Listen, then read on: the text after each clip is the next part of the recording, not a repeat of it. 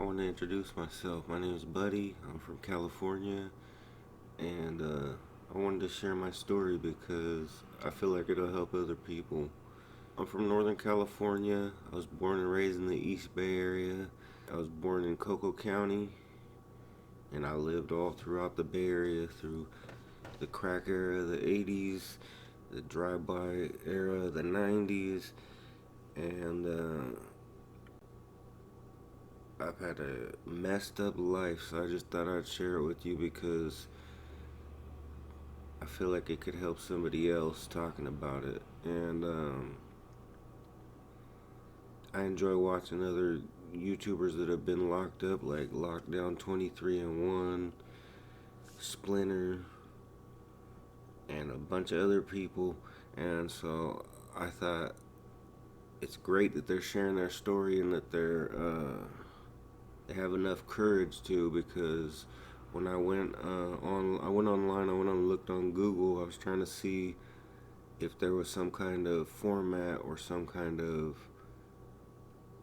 chapters or script or something that these people go by to stay on track. But I see now that it's basically all whatever you do. You do what you do.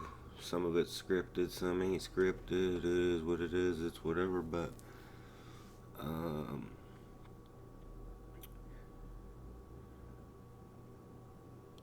basically, when I went and looked on Google, I typed in prison YouTubers Reddit, and I came across the first thing I came across was people hating on it, and it kind of bothered me because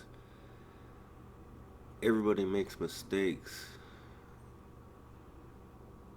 and anybody that's like me that's been locked up, I could be your son, your nephew, your brother, your dad, your cousin, your uncle.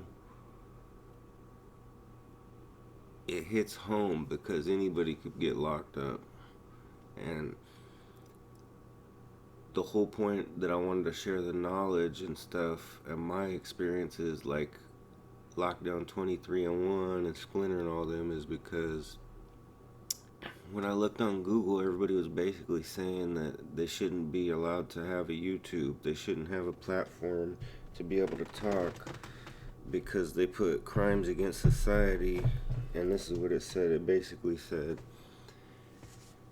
what do you feel about YouTubers like 1090 Jake, the After Prison Show, Splinter, and Lockdown 23 and 1, and all those ones? It was basically saying they don't feel like these guys should be able to have a platform to speak their mind about their past experiences and their mistakes because they feel like it's glorifying the crimes, and that they're able to make monetary value off of hurting society. But I don't see it that way. I get it as far as the 1090 Jake one. I can see he's got a decent channel, but the problem is that he's not truthful. That's what I see. He he might tell the truth about some things, but he stretches the truth. And people like 1090 Jake, I don't know. Uh, I can't speak on it all the way fully. You know what it is, because I don't know the truth. This is just my opinion, what I get from it. Like 1090 Jake and Gunners Collective, watching those two dudes, I feel like some of the stuff that they tell is true, some of the stuff is fake, and some of the stuff you can't tell if it's true or fake because they put so much extra shit on it to try to make it sound better than it was, or make it seem cooler than it was, or you know what I mean, just throwing extras on it to the point where it's something else. And then that come across people that is from the same city, the same gang, the same neighborhood, that hung around them, that knew them, that had a friend of a friend, or different things like that. And they just call bullshit on it. They're like, no, that ain't true. That ain't how it happened. And see, that's the thing, is that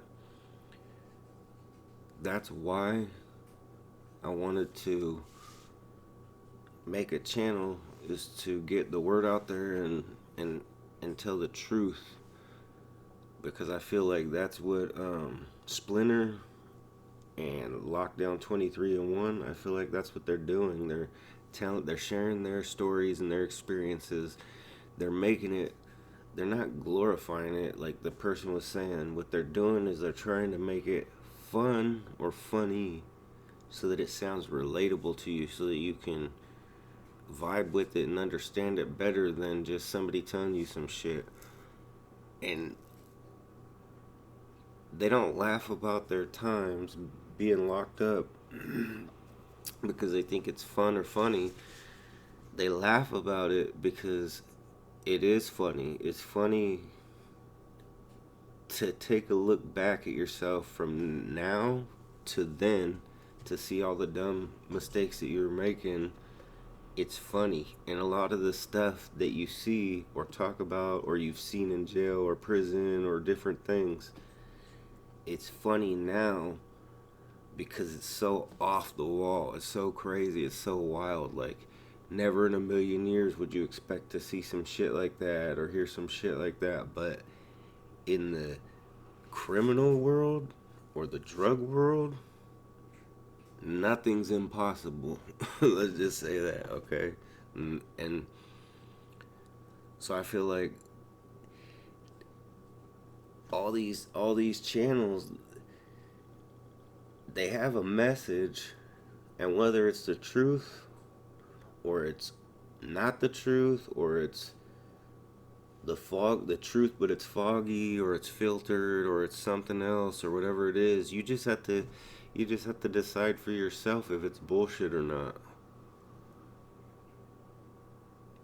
And when that person on Reddit said they don't feel like that these people should have a platform, I feel like that person's wrong, because the only way that we can change the world and change the criminal element, the people that we are and the people that we associate ourselves with and that we're around, is by speaking about it. And if you look around the prison YouTube, yeah, there's a bunch of people right now, and it's a big genre. But if you take a step back further and really look at it, you'll see that it's not oversaturated. That's what the guy was saying. Oh, everybody's story is the same. I feel like everybody has the same story. It's just a different place or a different this, or it's just the same. And it's not the same, because everybody's individuals and every story's different. Every time's different. And sharing experiences is like going on Yelp. So sharing an experience in jail or prison or juvenile hall or lockup or in the streets or in a gang or wherever, sharing your experience is just like a Yelp review or a Google review. You're just basically giving everybody that's going down the wrong path that you've already taken, you're kind of giving them the heads up so that they don't have to take that route. A lot of those people, they're going to decide for themselves, because that's just what they do. It's up to you to make the choice, When I was out there doing what I was doing, that was all up to me. Nobody could stop me, because I had such a strong power and will to be out there in the streets, to try to be somebody, to try to be something, because we all want to be somebody. But at the end of the day, all that time was wasted and it ruined my life. So all I could tell you really is, at the end of the day, just be yourself. And if you go spend all that time chasing something, trying to find someone that you're not, you can spend that time bettering who you are. And that's what the point of sharing an experience is because like me, I did 5 years, 8 months. That's my sentence to the California Youth Authority. But before that, it was always Juvenile Hall and getting in trouble and making mistakes and making bad choices and just doing dumb stuff constantly. Because I grew up without a dad, and I was always trying to figure out who I am, what I'm supposed to do, because there was never nobody there to show me what I was supposed to be doing. But basically, I ended up getting in a lot of trouble trying to learn it all on my own. And and if I had somebody there to show me, not that I know that I would have took the advice or followed down what they were telling me, the path or whatever, but I feel like it could have helped me. So that's why it's okay, in my opinion, for platforms like YouTube for people to share bad experiences so that we can stop it, because that's the only way that we can change it. We can't change the world. We can't change everybody else. We only have control of ourselves. And sometimes we lost that control. We were out of control. So now that we have control, that's all we can do. We can only change ourselves. We can only go day by day and try to make it better the next day and try to be better for ourselves so that we could be a better productive member in society for everybody else. And if everybody else has that same mind state where we all want to just do good and be positive and make a change for the better all the time, or be our best, the world will be a better place. And so I just wanted to share my experiences so that you guys don't make that same mistakes that I did. And I feel like that's why all these other people share their experiences. And like Lockdown 23 and 1, he says he's basically prison, jail, and anything lockup related. And he wants to help you stay out of trouble.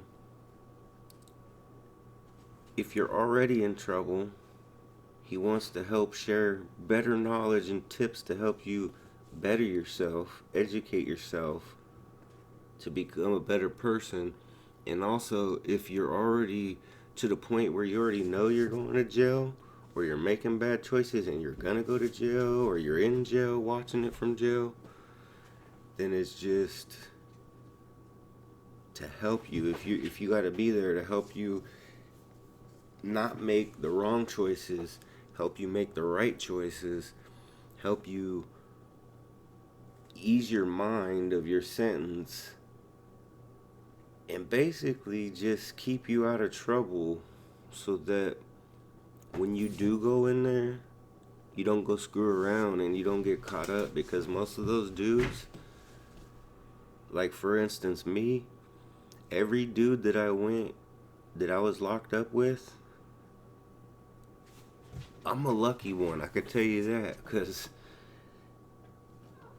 I tried to stay in contact with basically everybody that I was locked up with, and the couple people that are still alive or not doing life sentences. Like, for instance, I called one of my friends. He was a good friend in there. When I was in the California Youth Authority, we hung out a lot. He gave me his number and his address because we were from the same county. We came from the same county. And when I got out, I was doing better, so I tried to call him because I was hoping that, I don't know, that's what criminals do. We just try to get together. I don't know if it was going to be good or bad or what, but my mind was going to be good. But when I called, his mom answered, and she told me straight up, "Who is this?" And when I told her who it was, she told me, "It sounds like you're doing really good, but my son, he's not." And so, just for your sake, I don't mean to be rude, but I don't want to put you guys into contact because I don't want him to bring you down like he's bringing himself down. And I felt that because that's just how it is. when somebody's on a downward thinking spiral, downward spiral to rock bottom, that's all they could do is bring you down with them.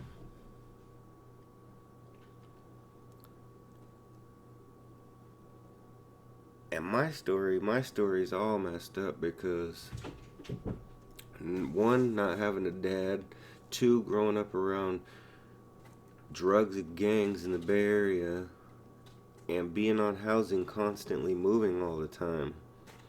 Nothing was ever solid and set.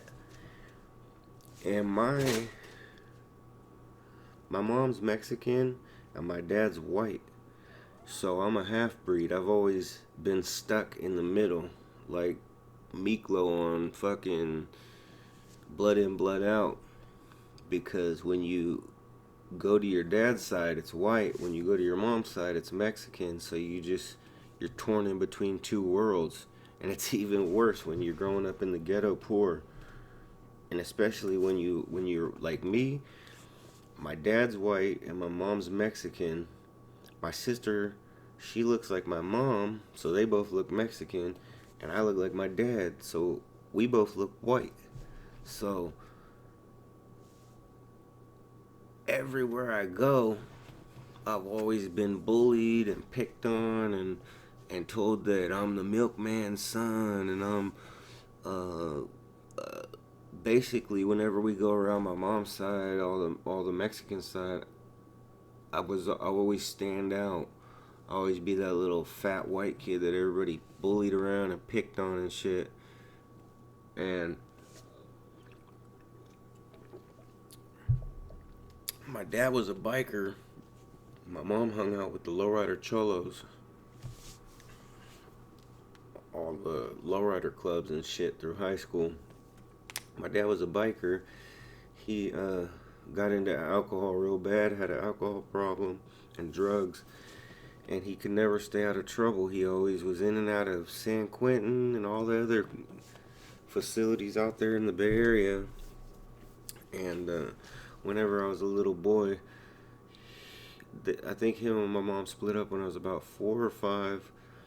He was always in and out of prison, and every time he would write me from prison, I'll see letters with envelopes with artwork from prison and shit. So that got me into wanting to do art, wanting to learn how to draw. I don't know if it was my dad that drew, but I knew my grandpa, his dad, was talented, and he was an artist, but I'm not sure if it was my dad that drew or if it was somebody else in prison that drew the pictures and he bought them from him to send to us, and different arts and crafts things from prison to send to us. But I've always found it interesting, so I picked up drawing, and that was basically my thing because I was always alone.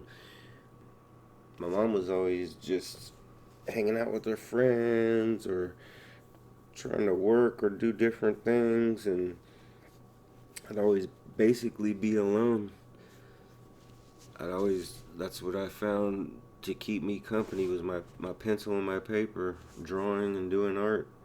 And once my dad left, he was always in and out of prison. He'd stay in contact when he could, when he was out. But basically, I went from a biker, criminal, alcoholic dad to a piece of shit meth head stepdad right after.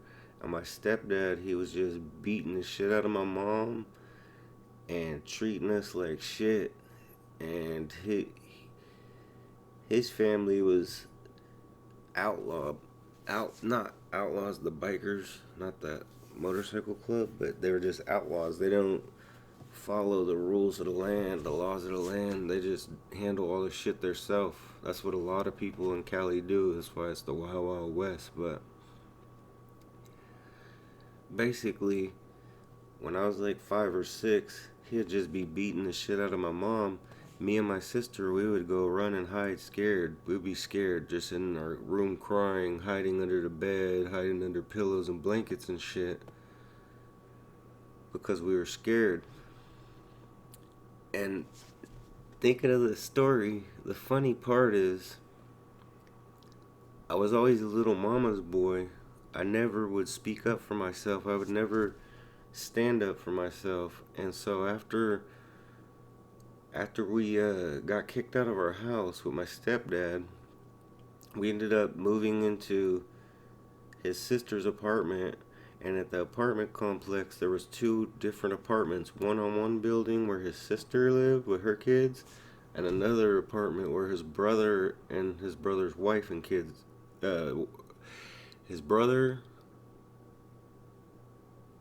and his brother's wife and his brother's wife's two teenage brothers all lived there. They were the two teenage brothers was 12 and 14. I was 6 at the time, and I would go between the two apartments, and I would go because the adults would be over there, and I was a little crybaby. I'd always want to be with my mom. But they'd always send me over to the other apartment to go play Nintendo with the kids because they were over there tweaking and doing drugs and shit. And so I go over to the other apartment where the other kids are at, and I was over there playing Nintendo with them, but they were being mean. They wouldn't let me play. They were picking on me, calling me fat, just treating me like shit. And so I ran back to the apartment where my stepdad was at, and he was beating my mom, so she was hiding in the room crying. And when I ran back over there, the window was open. He was standing in the kitchen window with the curtains up, washing a dish or some shit, and he can see me running up to the apartment through the window, and he heard me crying, so he locked me out. And then I started banging on the door. He told me, go to the window, so I went to the window. He said, what the fuck do you want? I said, I want my mom. Let me in. I want my mom. He said, bro, why the fuck are you crying? I said, because they're picking on me again. They're always picking on me. They're beating me up, slapping me around, calling me names. I said, let me in so I could tell my mom. He said, no, I'm not going to let you in. This is the time where you're going to fucking stand up for yourself and quit being bullied. You're going to go back over there and you're going to whoop both their fucking asses, because if you don't and you come back over here, I'm going to whoop your fucking ass. Then he just slammed the window and closed the curtains on me. And when I was thinking about this story last night, it's funny because he's the one that treated me like shit and treated my mom like shit and treated my family like shit. And he's the one that taught me when I was only 6 to stand up and fight against bullies, while he was the one fucking bullying me. So that's exactly what I did. When he slammed the door on me and locked the door on, when he locked the door and slammed the window on me, and he went inside,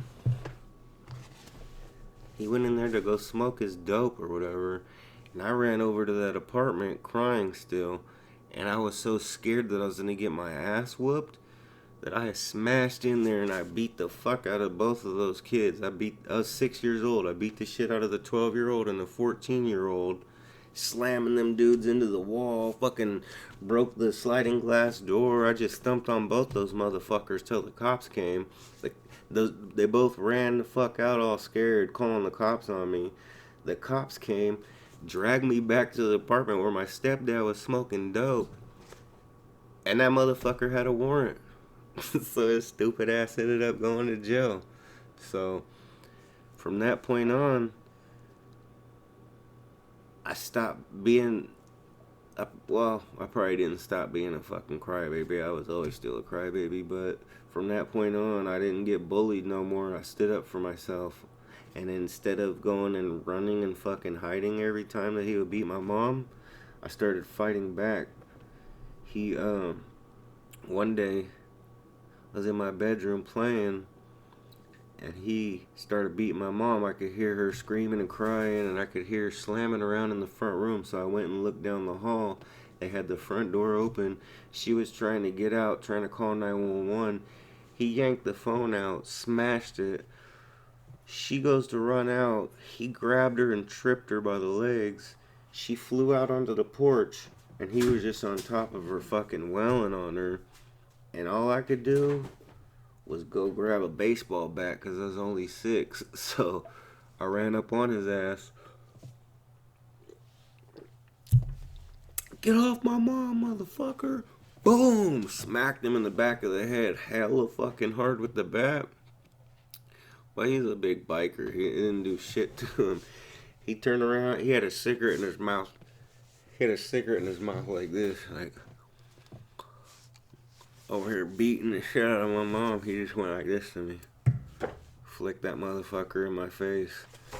And then what's funny is the cops came and his dumb ass got arrested again. So basically, each time I fucking started standing up to him, it caused a scene. And he just started going to jail, going to jail, going to jail. Like the dumb tweaker he was. And basically, he was beating the shit out of all of us. He was putting his hands on me.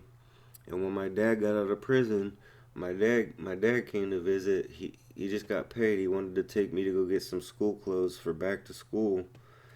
And he wanted to take me out to dinner. And when he came to pick me up, I was crying. And he said, "Why are you crying, son?" And I told him, "Because my stepdad just hit me." And he said, "He just hit you? Are you just telling me that because you want me to get in a fight with him or something?" And I just turned around, lifted up my shirt.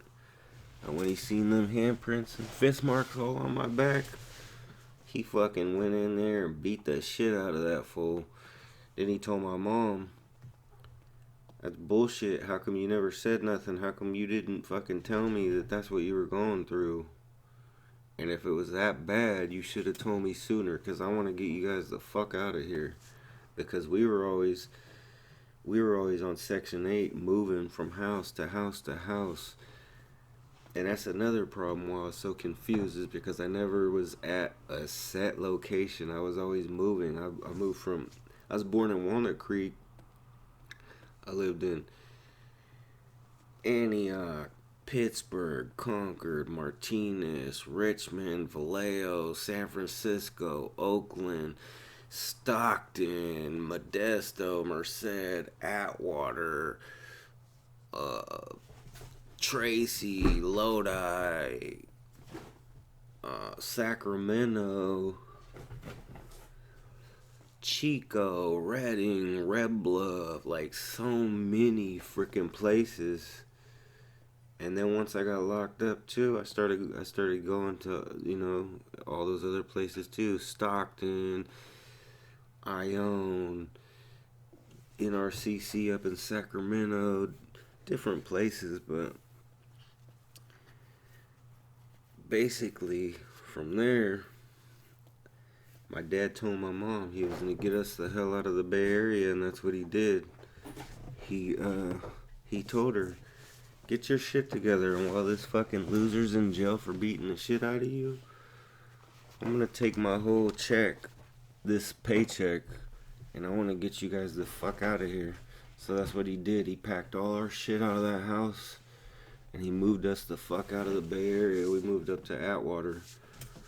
He took us up to my mom's best friend's house, and we stayed with her for a while. And then from there, it just got worse and worse and worse. Nothing ever got better. But my mom tried. My mom kept trying and trying and trying, but it wasn't easy at the time. And so basically, by me growing up around all those people, around gangs and drugs and going in and out of jail and prison, that's all I knew. That's all I seen. So that's what I was going to be, It's hard to explain to other people. To be like, why do you do that? Why do you do that? It's hard to explain, but there's a vibe in California. It's a hate vibe. First off, it's a hate vibe. It's hate. That state of California is filled with hate. Second, there's a gang mentality, and you can feel it. You could just talk about Cali. You could look at it on a map on Google. You could feel the vibe through the computer. Okay. That's how fucked up it is there. And it's no disrespect to anybody, it's just the truth. Sometimes the truth hurts.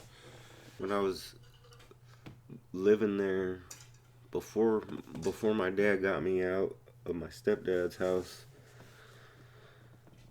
basically when we were living there, we just kept like the whole time I was when we lived with my stepdad, we just were every day in the car going from tweaker house to tweaker house, running dope here, running dope there, going over to this biker's house, going to that biker's house, fucking this gang member. Like, our house where we lived was constantly people there, 24/7.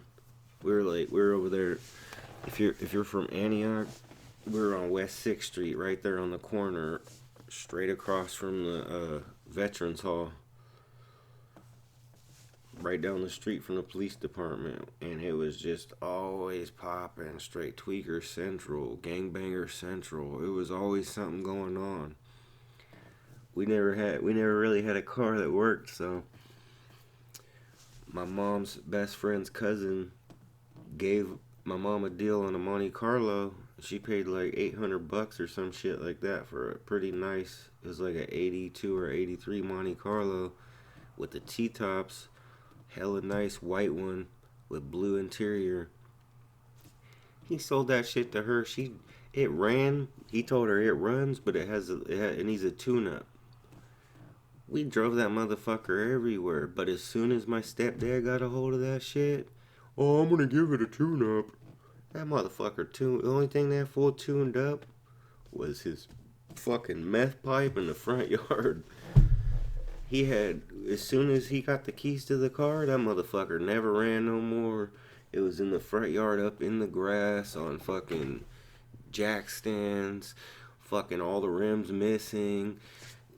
Interior, like the car looks show quality, hella nice. By the time his fucking dope fiend ass got on it, he had the fucking engine ripped out. He's over there with the fucking cigarette hanging out the side of his mouth till it's all fucking slobbery and fucking hanging down like this, fucking all gacked the fuck out, ripping the fucking car apart with this dumbass Chilton book trying. I think it says on page 43, if you smoke fucking meth and pull the whole fucking engine out like a retard, and then so that car never worked. And then I made friends. What's funny is I made friends with the neighbor boy. A little boy moved in next door. I was 6. The kid was like 9 or 10. I started going over there to his house, hanging out. And then all of a sudden, his mom was not like what we were. Like, we were around gangs and bikers and shit like that. So it was like trailer trashy ass fucking dope fiend people. And this lady's just a normal person that works and goes to fucking, takes her kid to school and does what she has to do, a normal ass member of society. But she started sticking up to my stepdad and everybody, because they were just always dumb and thinking that they ran the whole fucking block. And she started fighting back, basically. And then when they started just being that criminal element towards her, she had to go buy a gun. And then when she showed them the gun like an idiot, she said, "Hey, motherfucker, like, I'm not playing with you guys. Stay the fuck out of my yard. Leave my shit alone. And if you guys got a problem, then I'll fucking smoke your shit. You come on my yard, I'm gonna fucking smoke your shit. You hear me?" So she, like a dumbass, showed him the gun.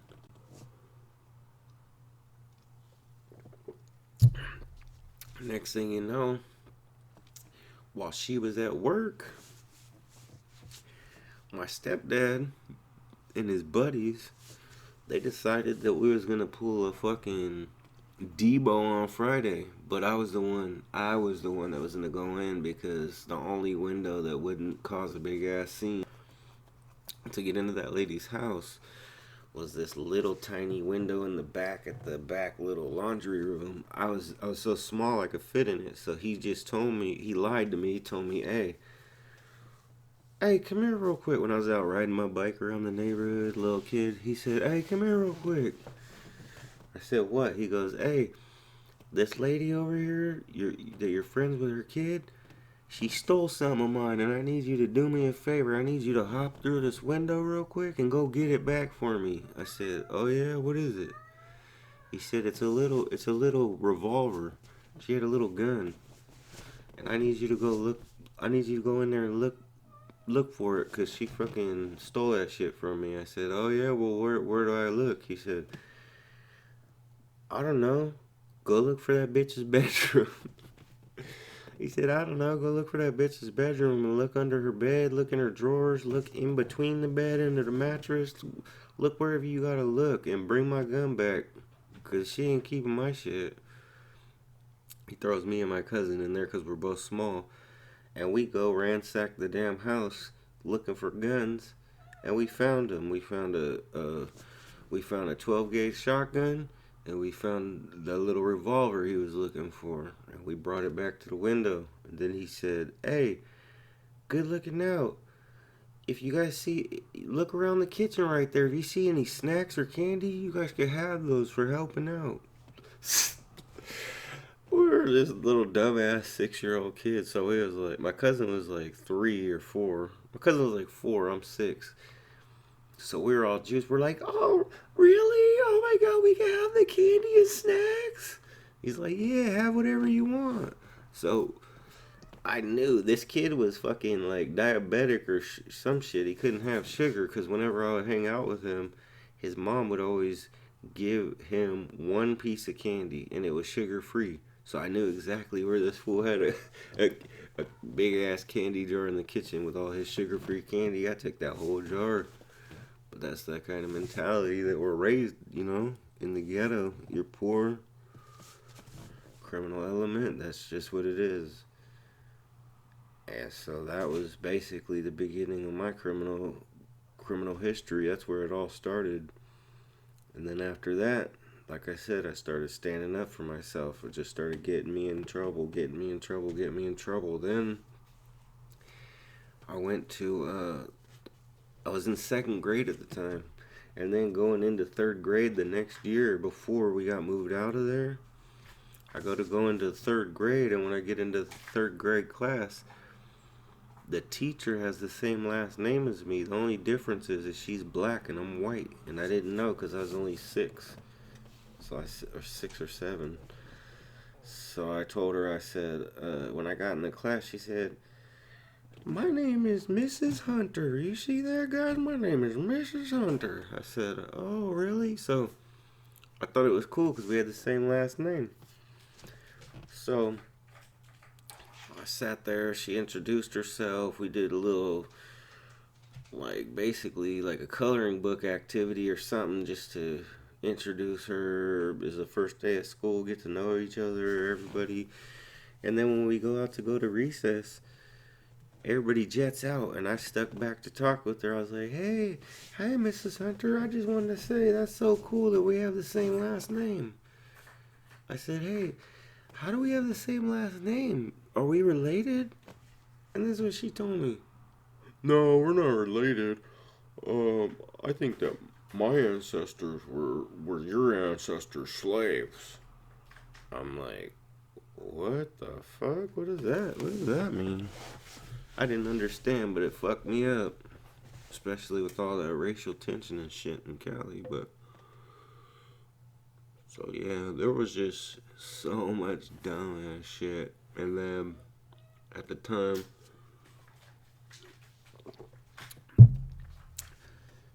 I went out with my stepdad. We went to one of his biker buddies' houses to go pick up some dope because he had to go re-up on some shit.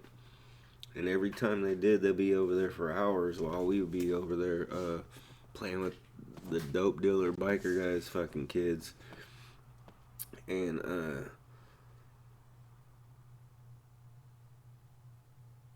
while we were there, we're we were going through the back door, and as we were going past the garage where the bikes at, where all the Harleys and shit are, and where the dads are in there, or the stepdad piece of shit, or they're all in there fucking doing business. I walked past, I seen a gun just laying right there, a revolver with some big ass bullets laying next to it. And so I picked up one of the bullets. I'm like, whoa, bro, this is a big old boy. This is so cool. And the dude's dad, the biker guy's kid that I was hanging out with, he goes, yeah, dude, if you want, you can have them. We have so many bullets, you can have them. So I fucking just grabbed a handful of bullets right there, put them in my pocket. I didn't think nothing of it. And then the following week, when I was supposed to go to school, I went to school like 2 days, and it was winter time, so I started getting a cold. I started getting sick, and I started throwing up, and I had to stay home for the day. And every day, I would walk to school with my sister. My sister was 2 years older than me. I was 7, and she was 9. We would walk to school together every single day. And that one day that I didn't walk with her, I had to stay home because I was sick. I stayed home, sick, throwing up, feeling like shit, laying on the couch, and I was watching Price is Right and some other shit. And then my sister came home. School was out. I was waiting for my sister to get home. She didn't get home till like 3:30 because we lived like 10 blocks from the school, so it took a while to walk. But all of a sudden, boom, boom, boom, boom, on the porch, my sister comes flying in crying, and she had white clothes on, a whole white outfit, white pants and a white shirt. It was drenched in mud. She is just all brown. She said, she's in there crying. I said, she came in. I said, what happened? She said, these two boys, these two older boys, they were twins, and some fat girl. They were walking behind me the whole way to school, and they were picking up muddy walnuts. It was raining. They was picking up muddy walnuts and throwing it at me and making mud spots all over my clothes. And then when I started crying, and then I turned around and I told him to stop. Oh, as it wasn't on the way to school, it was on the way home. She said, as I told them to stop, they thought it was funny, so they laughed at me. And instead of just picking up walnuts and throwing it on me, they started chasing me and jumping off the curb into the mud in the gutter and splashing it all over me. And then they just started picking up mud out of a yard and throwing it at me. So I was so pissed, and my stepdad just taught me how to fucking defend myself. And I had them bullets. I didn't grab the gun, luckily, but I had them bullets. So the next day, I felt so bad for let my sister go to school like that alone. So I said, you know what? I didn't tell her. I said, you know what, sis? Don't worry. I'm gonna take care of those bullies. I'm not gonna let them bully you. I'm gonna stand up for you just like I know how to stand up for myself now. I'm gonna stand up for you to them. So I brought those bullets in my pocket, and when I went the next day, my whole I was used to being a kid and seeing these gangsters and all these criminals threaten people and scare people and do shit to pump fear into other people. So I guess my intent with the bullets was to basically insinuate that I had the gun in my backpack. Basically, here, look, I got the bullet. The motherfucker got your name on it. And if you keep fucking with my sister, I'm gonna have to pull the strap out. But I guess it didn't get that far because, like a dumbass kid, I got to school and I started telling my friends Like a dumbass. That's what kids do. They fucking run their mouth like a dumbass. So I got to school, and I started telling my friends. I said, "Hey, I'm about to do something right now, and I'm probably gonna get in a fight." And they were just these little like goody kids. I was like, what? You're gonna get in a fight? Why? Oh my god! Should we go tell the teacher? I'm like, no, don't tell the teacher. Check out what I. So I was in the bathroom, and I said, these motherfuckers were bullying my sister. They stomped mud all over her. They hurt her feelings. They hurt her. They made her cry, and it was all because I wasn't there with her. So I'm gonna make it right, and I'm gonna bully them. So I said, look what I got. And I pulled my hand out of my pocket, and I went like that to him. I had the bullets in my hand. I said, look what I got. I had like 4 or 5 bullets in my hand for a 357. He was like, ooh, you have bullets? I said, shh. Hey, bro, don't tell nobody. He said, hey, could I hold one? And like a dumbass, I said, yeah, you can hold one. Here you go, you can hold one. So we go walking out of the bathroom. And as we're walking out of the bathroom, I guess when we were in the bathroom, one of the kids overheard us, and he fucking already ran out before we even got out. And he went to go find the yard duty teacher and snitch us out. So she was already headed back towards us. She was heading towards us on the yard, and we were both walking towards her, not even knowing. We both was looking down at the bullets and thinking we were cool. And when I looked up, I seen her. I said, hey, put it away, put it away. I put mine away in my pocket. He goes to put his in his pocket, and when he let go of it, it wasn't in his pocket. It just fell on the floor, but she was already right there, so he slid his foot over it. She said, what was that? He said, oh, nothing. Then all of a sudden, she said, I'm pretty sure excuse me. She said, I'm pretty sure I just seen a bullet, so I'm going to need you to come with me to the office. So we both go to the office. She calls 911, and the cop comes. And all of a sudden, they want to know where we got the bullets from. And this fool snitches me out. Oh, I got the bullets from him. Buddy gave me the bullets. So the cops is like, we're gonna take you to jail, and they put me in handcuffs at 7. They said, we're gonna take you to jail. I said, for what? They're like, you got a weapon at school? Where's the gun? I said, I don't have a gun. I just had bullets. They're like, where'd you get the bullets? I said, I found them. Because that's what you do when you lie. You tell a bullshit ass story. I said, I found them. They're like, where'd you find them? Because they knew it wasn't the truth. So I said, I found them on the way to school this morning. If you take me over across the street from the school, I could show you. Because there was right on the corner from the Antioch school, the elementary, I don't know what the fuck the name of the school is. It was so long ago in the 90s. I took them over to the corner. There was a house that used to be there. It was no longer there. It was burnt to a crisp. And all it was there was the foundation and mud on the corner. And I told them I found it in the field right there. But they didn't believe me. But anyway, I gotta take a piss and go smoke a cigarette. So hit that like, subscribe, thumbs up, share. And if you want to hear more, I'll see you on the next one.